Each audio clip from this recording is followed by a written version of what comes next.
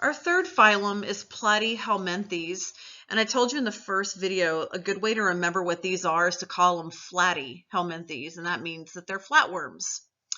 They have only one opening for digestion, and they have these flame cells for excretion.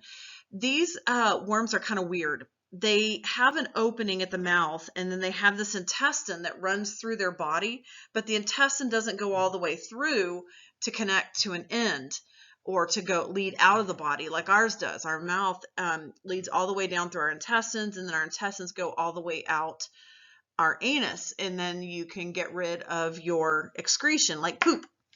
But these worms don't have that. Their intestines just stop at like a dead end in their bodies. Some flatworms are parasitic. Actually, a lot of them are. They have both sexes in their body, so they're male and female.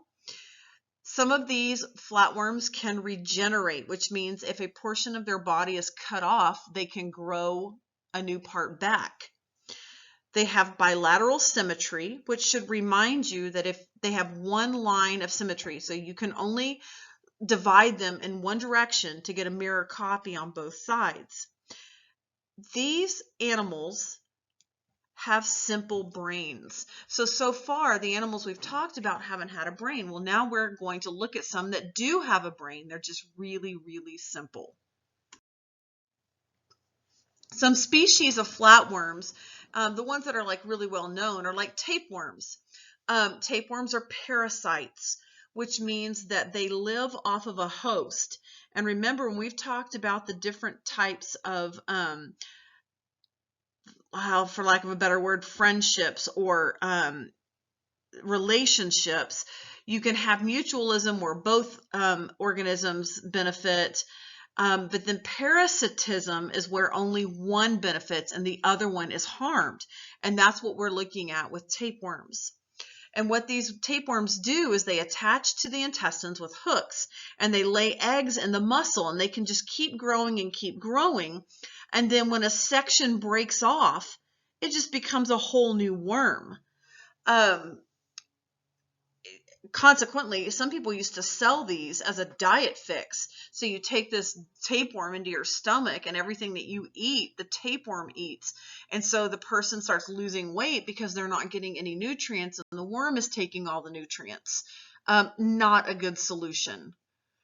Especially once you see what these guys look like. This is a tapeworm here, and they just keep adding links and segments, and then they can break off and make new worms, like we said earlier. Here would be the anterior view of a tapeworm. Remember that anterior means head. So this is what these guys look like at the front or on the head portion of their bodies. They're just nasty looking little critters.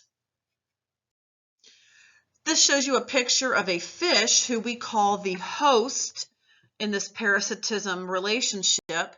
It's the host organism, and here you can see the tapeworm has attached itself to the fish and is acting as a parasite and taking the nutrients from that fish.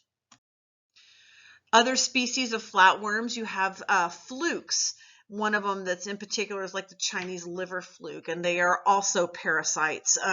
They cause lots of diseases, and it says here that 200 million people or more are affected by these per year.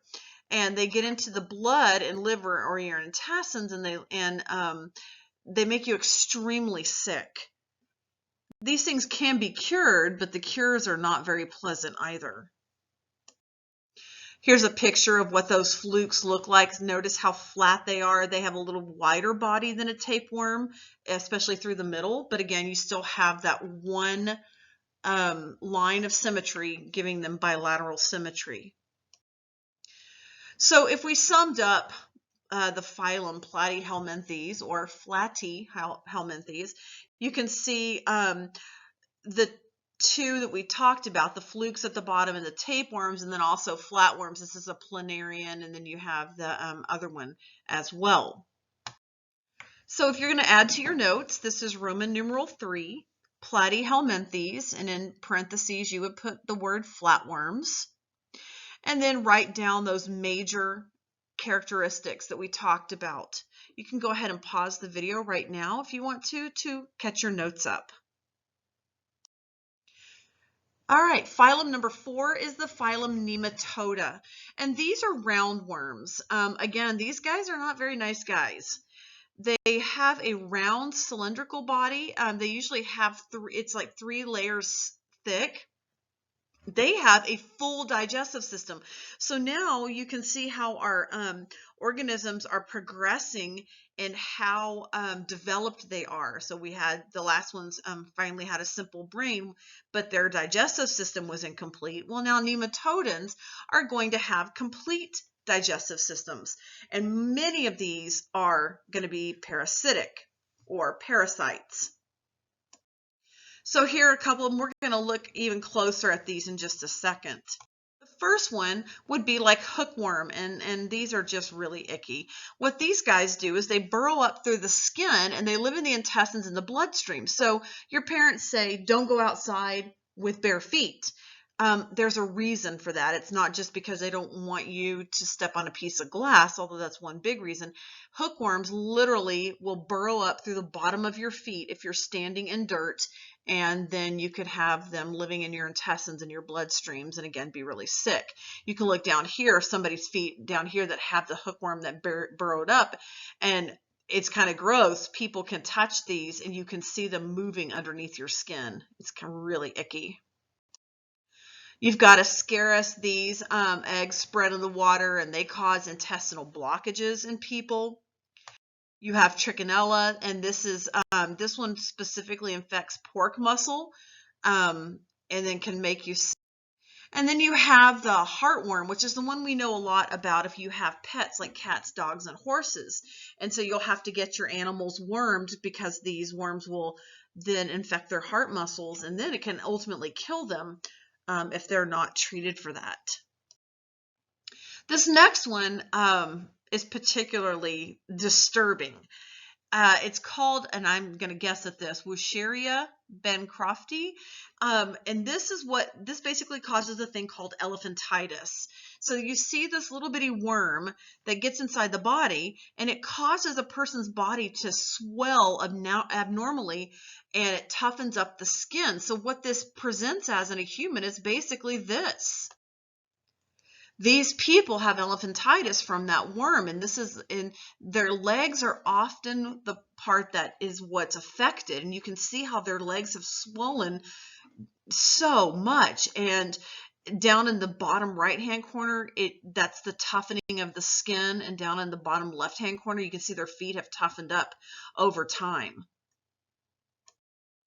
So this would be an anterior view of roundworms, the head view. Again, you can see that these guys are just nasty little creatures that get in there, and you can see how they could burrow up easily. They've got these just gross little features on their heads.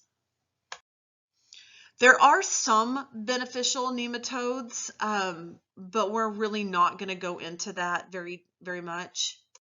So if you're going to catch up your notes here, you would have Roman numeral 4. This is phylum Nematoda, or roundworms. They have round bodies. They have a complete digestive system, and many or most of them are parasites. And you can write any of the examples down that you like. On this one, I just put down hookworm.